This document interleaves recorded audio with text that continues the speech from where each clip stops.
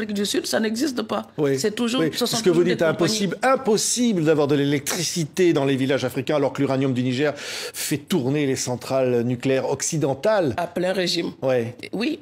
Et puis derrière les villages de Niamey, on allume de la bougie. Oui. Quand vous allez dans les îles du Saloum, l'électricité n'est pas permanente.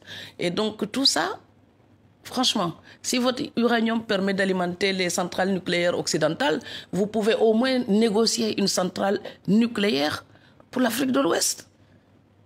C'est un minimum. Oui. Oui. C'est quand même pas éthique, même pour les gens qui utilisent cet uranium pour s'éclairer, pour avoir leur eau chaude, pour pouvoir cuisiner. Quand on sait que les villages juste à côté de l'endroit d'où vient cet uranium, ces villages-là ne peuvent même pas avoir l'électricité. Comment peut-on servir de réserve aux autres alors que la gamelle est vide en Afrique? En Afrique, oui.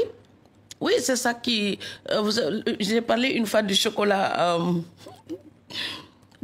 ivoirien, on peut le dire du café éthiopien.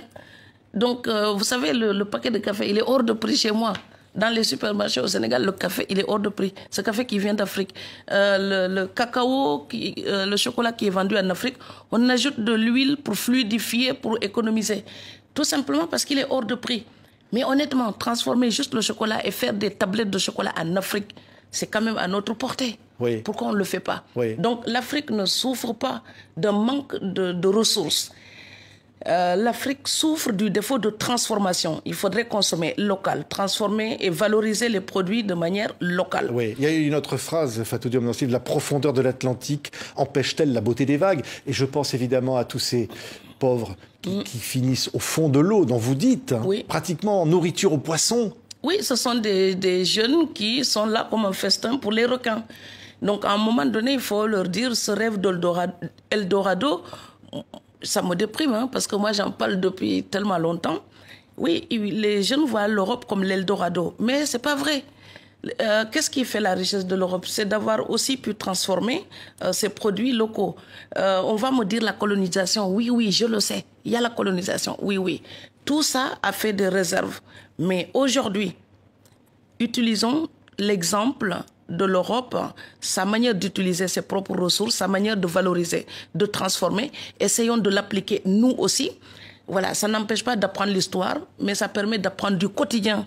Maintenant, tout de suite là, hic et nunc, utilisons ces techniques-là pour valoriser nos produits en Afrique et puis faire de la richesse et donner du travail à ces jeunes-là qui se jettent dans la Méditerranée et dans l'Atlantique. Oui, le ventre de l'Atlantique, justement, c'était le titre d'un livre absolument incroyable.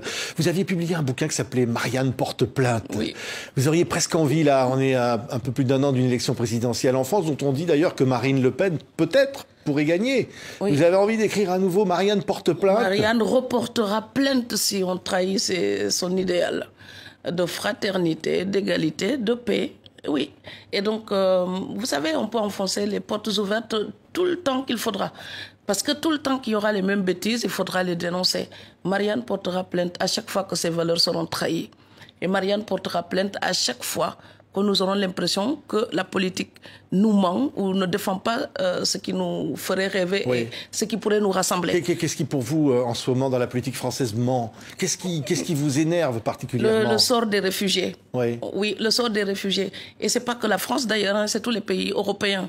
À part la Merkel qui fait un peu exception, puisque quand même, elle a eu un courage incroyable quand elle a accueilli des milliers de réfugiés.